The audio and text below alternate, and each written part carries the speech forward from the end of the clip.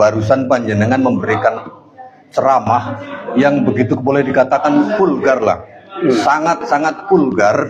Itu motivasi untuk memberikan ceramah secara vulgar itu seperti apa gitu? Allah Subhanahu wa taala berfirman di dalam Al-Qur'an, "Wal takum minkum ummatun yad'una ilal khairi wa ya'muruna bil ma'rufi wa yanhauna 'anil munkar." Jadi kita ini mengangkat amar ma'ruf nahi munkar. Ini sebuah kewajiban. Siapa yang berhak untuk amar ma'ruf nahi munkar? Tentu sebagaimana yang disabdakan oleh Rasul, "Man ra'a minkum munkaran falyughayyir bi yadihi." Yang merubah kemungkaran dengan kekuasaan, yaitu para pejabat, para pemerintah. Jadi kalau ada anarkis kita jangan terus main pukul, main gebuk. Itu tugas pemerintah. Fa'ilam tastati, apabila kamu tidak mampu menjadi seorang pejabat, fabilisani, yaitu tugasnya para ulama, menyampaikan fatwa-fatwa, menyampaikan edukasi-edukasi kepada umat, supaya umat ini tercerahkan dan tidak tertipu gitu. Selama ini kan yang rugi itu masyarakat awam. Tokoh-tokoh yang untung dapat bonus, tapi orang awam kan yang dirugikan kan.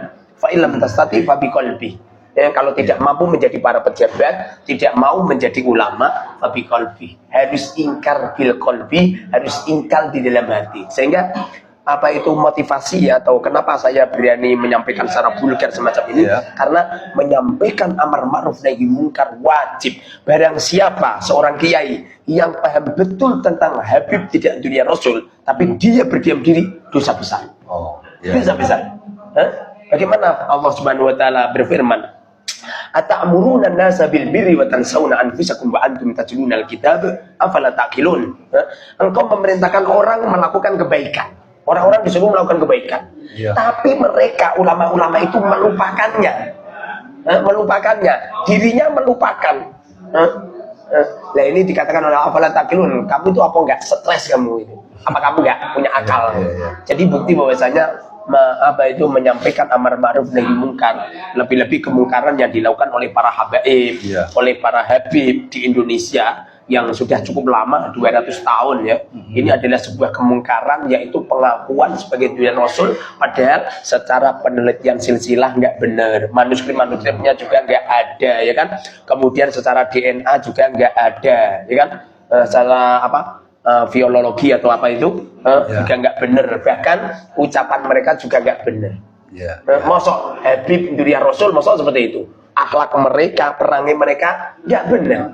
Bahkan yang lebih aneh lagi, mereka hanya dituduh tidak sebagai diri Rasul. Lu kok marah? Kalau memang benar-benar diri Rasul, pasti jiwanya pemaaf. Mau panjangan tak kamlang ceplok begini saja panjangan memaafkan loh. Padahal panjangan anaknya Pak Bambang, saya anaknya Pak Subedjo, ya kan? Ini saja jiwa pemaafkannya tinggi. Lu ini cuman dikatakan tidak diri Rasul. Lu kok marah? Sampai mengatakan asa pedangmu, asa golokmu. Bahkan mereka memprovokasi kepada umat dengan mengacung-acungkan celurit. Di mana letak darah Rasulullah? Nggak mungkin. Jiwa baginda Rasul adalah pemaaf dan akhlaknya mulia. Nah, kemudian segala sesuatu kan mesti ada risikonya ya. Selama ini ketika jenengan memberikan pencerahan begitu vulgar, terbuka, tanpa ada yang ngaling-ngaling, ada nggak pihak-pihak yang mereka mengadari golongan Habib lakukan persekusi kepada jenengan? Karena kan banyak persekusi. Ada nggak pengalaman yang menjadi hambatan itu? Alhamdulillah selama ini saya belum pernah. Belum ada satupun dari muhibbin atau dari Habib atau yang mengeksekusi saya atau mungkin nyegat saya dan juga nggak pernah. Kenapa kok nyampe saya nggak pernah?